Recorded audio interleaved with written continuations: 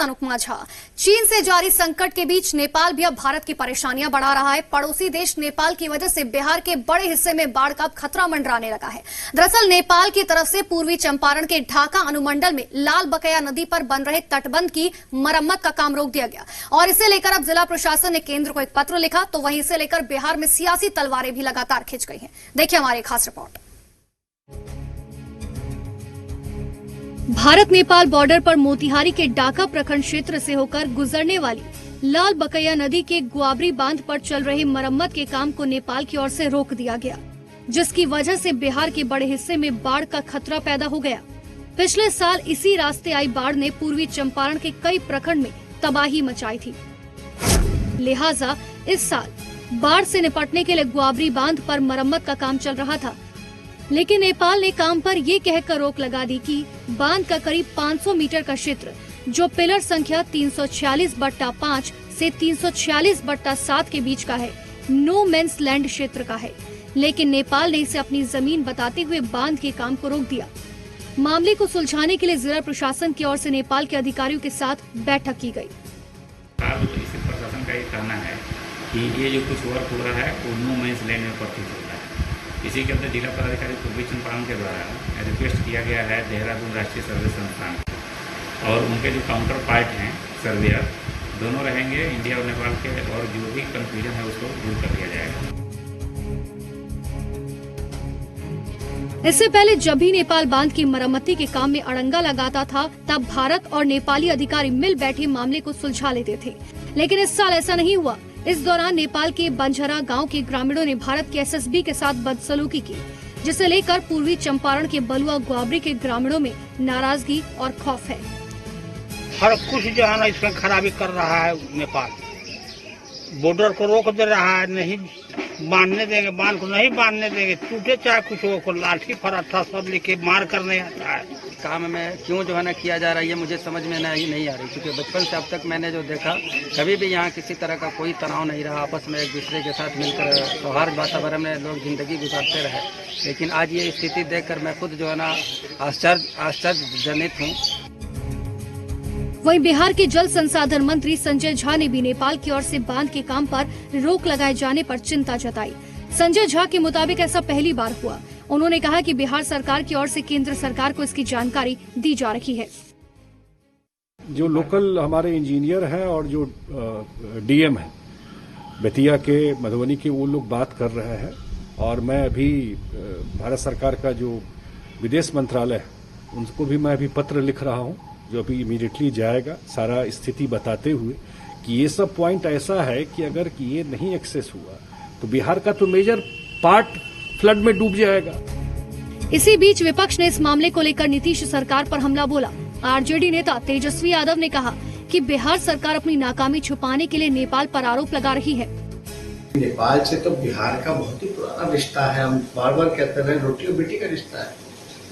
अचानक से ऐसा क्या हुआ कि नेपाल जो है इस तरह की हरकतें कर रहा है। हालांकि आप इस पे भारत सरकार को संज्ञान लेकर के आखिर कैसे इस रिश्ते को फिर से बेहतर बनाए, वो उस पे ध्यान देना चाहिए। नेपाल में इन दिनों भारत को लेकर माहौल अच्छा नहीं है। इसी के तहत नेपाल की ओर से बांध मरम्मत के काम को भी रोका गया। अब इस मामले में पहल केंद्र सरकार को ही करनी होगी, ताकि मामले को वक्त रहते सुलझाया जा सके और बिहार को बाढ़ की विभीषिका से बचाया जा सके। पटना से शैलेंद्र के साथ रंजीत और पंकज, जी मीडिया, मोतिहारी। तो नेपाल में हो रही भारी बारिश के बाद गंडक का जलस्तर जहां लगातार बढ़ रहा है, दूसरी तरफ गंडक में जलस्तर बढ़ने से गोपालगंज के निचले इलाकों में बाढ़ जैसे हालात पैदा हो गए। यहां बाढ़ के पानी से करीब 1 दर्जन गांव का संपर्क जिला मुख्यालय से टूट गया है। गोपालगंज के जिन इलाकों में बाढ़ जैसे हालात बने हैं उनमें सदर प्रखंड का रामनगर, मेहंदिया, मकसूदपुर, जगरी टोला सहित 1 दर्जन गांव शामिल है। इन गांव में जाने वाला रास्ता पानी में पूरी तरह से डूब गया। तस्वीरें भी आपको लगातार दिखा रहे। तस्वीरें देखकर आप आसानी से अंदाजा लगा सकते हैं कि आखिर किस तरीके से सड़कें जो है पानी में डूब चुकी हैं। लोगों को बहुत परेशानियों का सामना करना पड़ रहा है।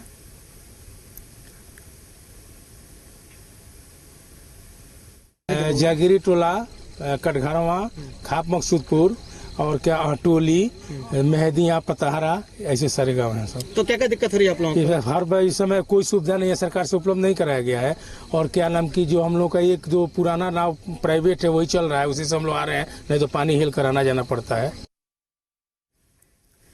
और चलिए बात कर लेते हैं बिहार की सियासत की भी। बिहार में विधानसभा चुनाव की सरगर्मी काफी तेज हो गई है। पक्ष और विपक्ष में लगातार बयानबाजियां हो रही हैं और हालांकि इसके बीच सबसे बड़ा सवाल यह है कि आगामी विधानसभा चुनाव में किस मुद्दे पर लड़ा जाएगा।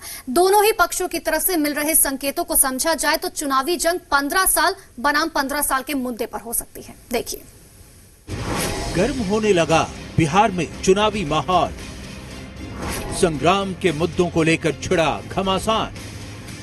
15 साल वर्सेस 15 साल पर होगी जंग। कोरोना के कारण ठंडे पड़े विधानसभा चुनाव का माहौल एक बार फिर गर्म होने लगा है। हालांकि एनडीए और महागठबंधन की ओर से अभी तक ये साफ नहीं किया गया है कि विधानसभा चुनाव किन मुद्दों पर लड़ा जाएगा।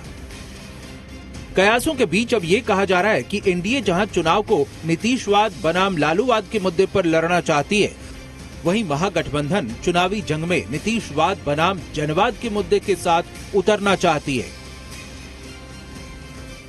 देखिए, सबसे पहले समझने की बात है कि नीतीशवाद और लालूवाद में फर्क क्या है। नीतीशवाद मतलब सुशासन, नीतीशवाद मतलब आपको विकास, लालूवाद मतलब करप्शन, क्राइम, जंगल राज। तो निश्चित रूप से जनता क्या चाहती है? सुशासन चाहती है, शांति भरी जिंदगी चाहती है, विकास के पटरी पे बिहार आगे बढ़े ये चाहती है। इनका नाम आप लालूवाद दें, लालूवाद बनाम नीतीशवाद दें, या शासन के दो जो मॉडल्स हैं उनकी तुलना करें। दोनों ही परिस्थितियों में जो बिहार का सबसे बड़ा सच है वो इस राज्य में जनता के सामने होगा। एनडीए नीतीश के 15 साल के कार्यकाल की तुलना लालू यादव के 15 साल के कार्यकाल से कर रहा है, तो दूसरी तरफ महागठबंधन के सहयोगी नीतीश सरकार की कमियां गिना रहे हैं। धरातल पे कुछ नहीं आ पाया है। अगर कुछ आ पाया होता तो नीतीश कुमार इस कोरोना काल में कुछ दिखाई देता। कोरोना काल अपने आप में स्पष्ट कर दिया है, नीतीश कुमार को शर्मा दिया है। एक दिन के बारिश पटना में डूबो के दिखा दिया है कि 15 साल के सबसे super fail CM Nitish Kumar रहे। सुपर फेल सीएम बिहार को नहीं चाहिए। पिछले 15 वर्षों से एनडीए की सरकार ने बिहार को कहां पहुंचा दिया।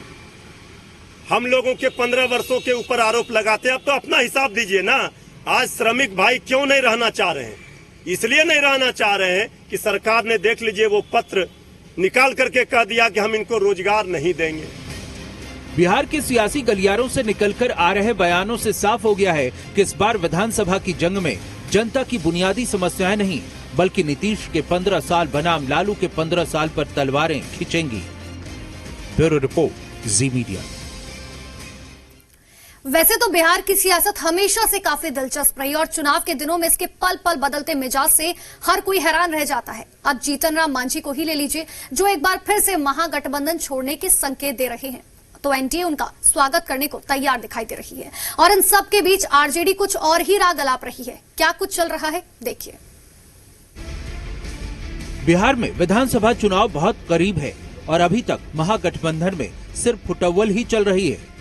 कोऑर्डिनेशन कमेटी की मांग को लेकर आरजेडी को 25 जून तक का अल्टीमेटम देने के बाद हिंदुस्तानी आवाम मोर्चा के अध्यक्ष जीतन राम मांझी ने पाला बदलने के भी संकेत दिए हैं। कुछ दिनों पहले ही मुख्यमंत्री नीतीश कुमार से मुलाकात करने के बाद अब जीतन राम मांझी का कहना है कि राजनीति संभावनाओं का खेल है और 25 जून की अल्टीमेटम डेट पूरी होने के बाद वो कोई बड़ा फैसला ले सकते हैं। लालू जी आज सांप्रदायिकता का ये लेकर के पैगंबर बने हुए हैं, तो वो भाजपा के साथ सरकार बनाए तो नहीं बनाए। तो संभावनाओं का खेल है, संभावनाओं का खेल है। तो वहीं चुनावी मौसम में एनडीए भी मौके की ताक में। जीतन राम मांझी के महागठबंधन से नाता तोड़ने के संकेत दिए जाने पर एनडीए उनके स्वागत की बात कह रहा है।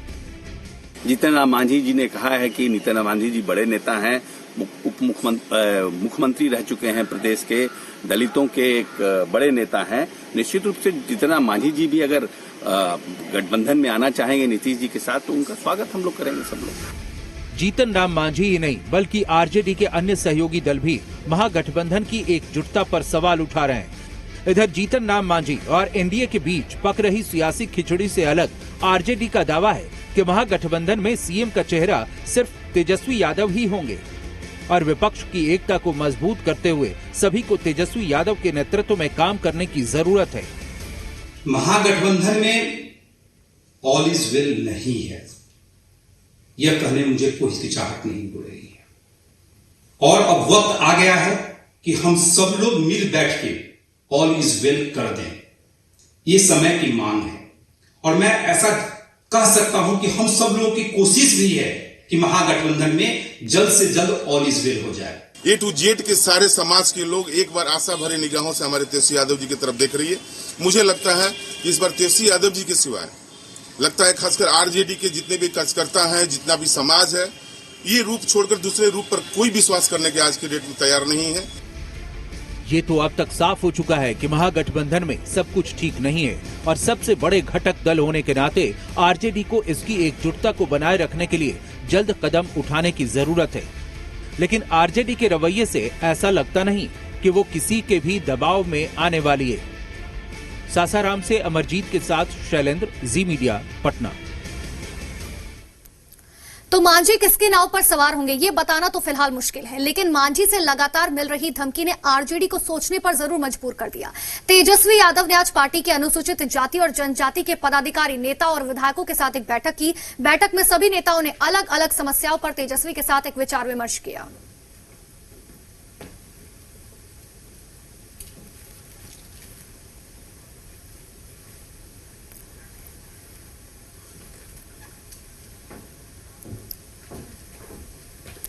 और चलिए अब बढ़ते हैं आगे। मेरे पीछे जो आप दरअसल तस्वीरें देख रहे हैं, ये तस्वीरें हैं बीते 5 जून की और दरभंगा के विश्वविद्यालय थाना क्षेत्र के आजमनगर में हुए विस्फोट मामले में अब नया मोड़ आ गया। दरअसल दरभंगा के नगर विधायक संजय सरावगी ने मामले को गंभीर बताते हुए धमाके की एनआईए से जांच कराने की मांग की और दरभंगा धमाके का टेरर लिंक होने की आशंका भी जता दी। उन्होंने ये भी कहा कि दरभंगा पहले से ही इंडियन मुजाहिदीन का चर्चित मॉड्यूल रहा है। यहाँ के कई लोगों के तार देश की कई आतंकी घटनाओं से जुड़े हुए हैं। विधायक ने यह भी कहा कि उन्होंने इस मामले की उच्च स्तरीय जांच के लिए मुख्यमंत्री को एक पत्र लिखा।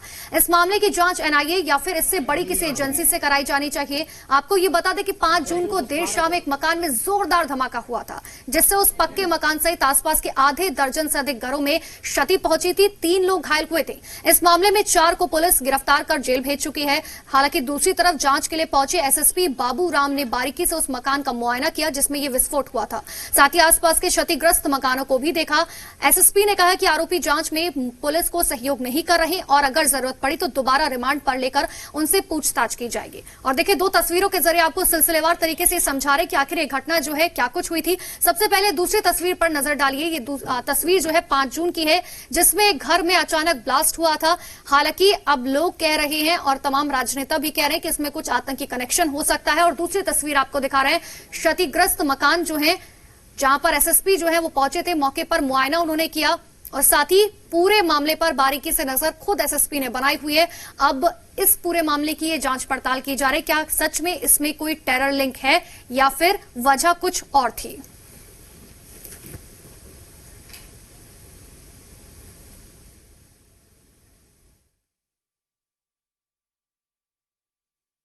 आज मैं यहाँ पीओ विजिट करने आया हूँ, तो देखने से ये लग रहा है कि कोई बड़ा या तो कोई कंटेनर में या प्रेशर कुकर टाइप से कोई ऐसा लगता है कोई ऐसी चीज़ में ब्लास्ट हुआ है जिसकी वजह से इतना नुकसान हुआ है। और घर से काफ़ी सारे जले हुए और बिना जले हुए कुछ पटाखे मिले हैं और आस पड़ोस के लोगों ने भी बताया है कि ये आदमी पटाखे का काम करता था।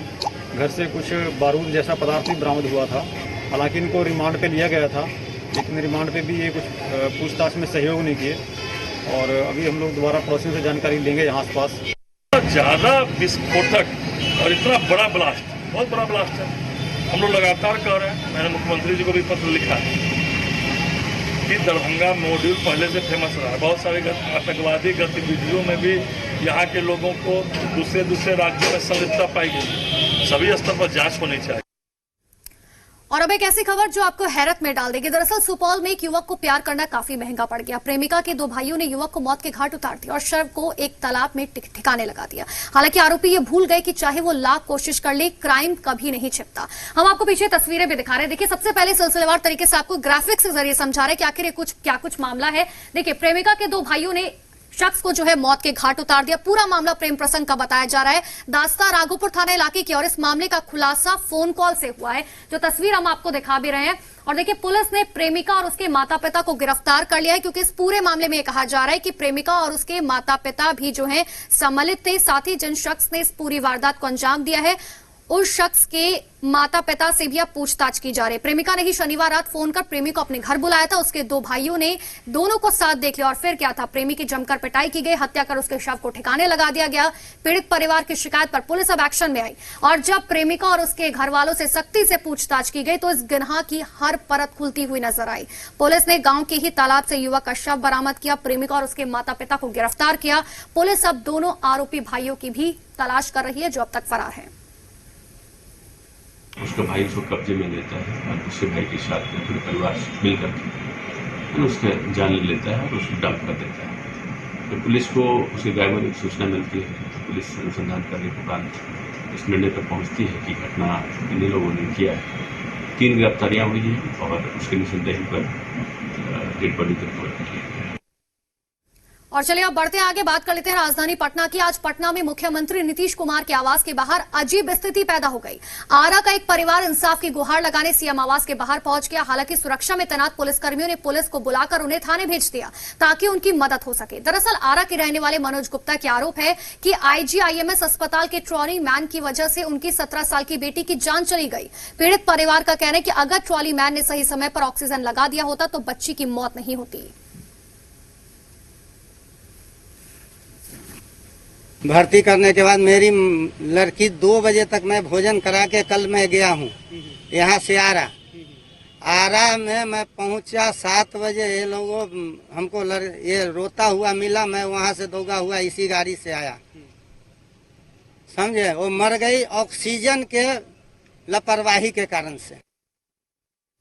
और चलिए अब बात कर लेते हैं बिहार में कोरोना के आंकड़ों की। सबसे पहले आपको ग्राफिक्स के जरिए समझाते हैं कि आखिर कोरोना का ग्राफ किस तरीके से लगातार बिहार में तेजी से बढ़ता जा रहा है। तो देखिए, सबसे पहले बात, बिहार में कोरोना का कहर किस तरीके से बढ़ रहा है। पूरे देश भर के साथ साथ राज्य में भी कोरोना का कहर बढ़ता जा रहा है। और इसी बीच अब आपको बता दें कि एक और शख्स की जान जो है चली गई है।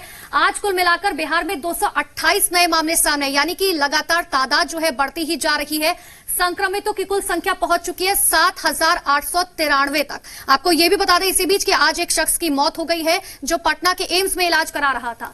5,767 लोगों ने संक्रमण को अब तक मात दे दी है, क्योंकि लगातार रिकवरी रेशियो जो है भारत का काफी अच्छा है दूसरे देशों के हिसाब से। साथ ही सूबे में अब तक 52 लोगों की मौत हो चुकी है। कल तक 51 लोगों की मौत हुई थी, आज एक शख्स की मौत हुई, जिसके बाद आंकड़ा बढ़कर 52 तक पहुंच चुका है। हम लगातार आपको ये बता रहे कि कोरोना के 228 नए मामले आज सामने आए, जिसके बाद संक्रमितों की कुल संख्या 7,893 तक पहुंच गई।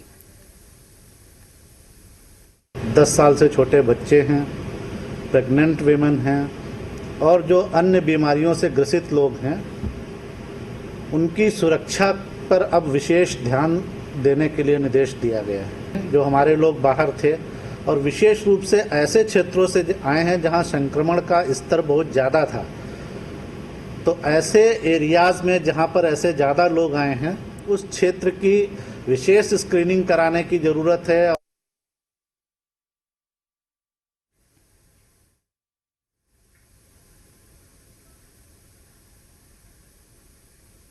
तो देखिए, मेरे पीछे की दरअसल ये तस्वीरें देखकर आप ये सोच रहे होंगे कि आखिर ये क्या बवाल हुआ। दरअसल ये तस्वीरें जो है किशनगंज की हैं, जहां पर एक मामूली सा विवाद हुआ था, लेकिन जिसने देखते ही देखते एक बड़ा बवाल का रूप ले लिया। जमकर यहां लाठी डंडे चले और कई लोग लहूलुहान हो गए। वाकया कोडोबारी थाना इलाके के कुड़ेली गांव का है। दरअसल इलाके के लोग सड़कों पर मक्का सुखा रहे थे और तभी एक शख्स वहां से ट्रैक्टर लेकर निकलने की कोशिश करने लगा। उसके बाद क्या था, उसके कहने के बावजूद लोगों ने जब मक्का नहीं हटाया तो शख्स ने मक्के के ऊपर से ही ट्रैक्टर गुजार दिया, जिसके बाद नाराज लोग खून खराबे पर उतर आए। ट्रैक्टर ड्राइवर पर डंडों से वार किया गया। इस दौरान पीट रहे ड्राइवर के परिजन भी मौके पर पहुंच गए और देखते ही देखते सड़क पर संग्राम छिड़ गया। और इस मारपीट में महिलाएं भी पीछे नहीं रही, जिससे जो हाथ में आया उसी से सामने वाले पर धावा बोल दिया। सरेआम ये हाई वोल्टेज ड्रामा चलता रहा। काफी देर बाद स्थानीय लोगों के बीच बचाव के बाद दोनों पक्ष किसी तरह से शांत हुए। सबसे पहले तस्वीरें देखकर ये समझिए कि आखिर किस तरीके से सड़क जो है वो संग्राम का क्षेत्र बन गई।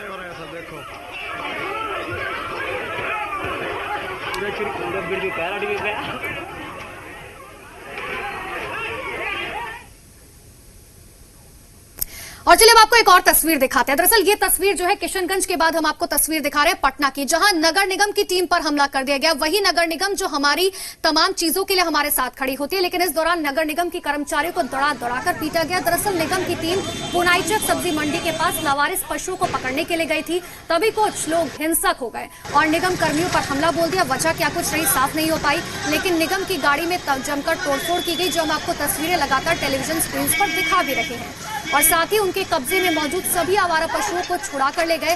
हैरानी की बात यह है कि सब कुछ सरेआम होता रहा। मौके पर मौजूद पुलिस तमाशबीन बनकर देखती रही।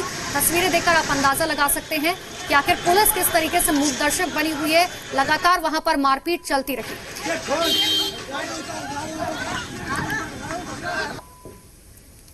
और अब आपको तस्वीर दिखाते हैं बेगूसराय की, जहां पर जमीन विवाद में दो पक्षों में जमकर मारपीट हो गई, जिसमें एक शख्स की पीट कर हत्या कर दी गई। मामला बचवाहा थाना क्षेत्र चमथा दियारा का है, जहां आपसी जमीन का पैमाइश चल रही थी और इसी क्रम में विवाद बढ़ गया।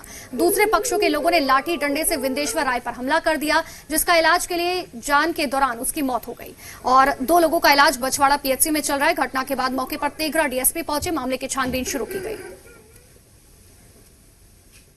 राकेश मुखिया जैसे जमीनी विवाद में पूरे परिवार मिल करके तंठा किए और अमीर पर भी मारा पीटी करने के लिए चाह। हम सबको समझा बुझा करके ले आए अपने दरवाजा पर, और दरवाजा पर लाने के बाद मुखिया पूरा बापू मिल करके टेंट का काम करता है, वहीं सुनना में पकड़ करके इसको पूरी तरह से जानता है। और चलिए अब बढ़ते हैं आगे। लद्दाख की गलवान घाटी में भारत चीन के बीच हिंसक झड़प में समस्तीपुर के वीर सपूत अमन ने सर्वोच्च बलिदान दिया, तो वहीं हाजीपुर के जय किशोर सिंह ने भी देश की जान की खातिर अपनी जान कुर्बान कर दी। दो तस्वीरें आपको दिखा रहे हैं। आज डिप्टी सीएम सुशील मोदी दोनों शहीदों के घर पहुंचे, दोनों वीर सपूतों को श्रद्धांजलि दी। शहीद के परिवार को 36 लाख रुपए का चेक सौंपा। तो भारत चीन सीमा पर लद्दाख की गलवान घाटी में चीन की दगाबाजी के बाद पूरे देश में चीन के खिलाफ उबाल है। जगह जगह चीन की कायरता का विरोध किया जा रहा है और इसी बीच आज भोजपुरी फिल्मों के अभिनेता और गायक खेसारी लाल यादव गलवान के शहीद सुनील कुमार के बीटा स्थित घर पहुंचे। शहीद सुनील कुमार के बच्चों और परिजनों से उन्होंने मुलाकात की, सांत्वना दी, ढांढस बंधाया। शहीद सुनील कुमार के घर भाजपा सांसद मनोज तिवारी भी पहुंचे। इस मौके पर उन्होंने शहीद के परिवार को सांत्वना दी, साथ ही उनके बच्चों के हायर एजुकेशन तक के लिए जिम्मेदारी उठाने का वादा किया। साथ ही सुनील कुमार की पत्नी को 1 लाख का चेक दिया। बीटा के तारानगर सिकरिया पहुंचकर उन्होंने शहीद की फोटो पर माल्यार्पण कर श्रद्धांजलि दी। मनोज तिवारी ने भी चीनी सामान के बहिष्कार करने की बात कही।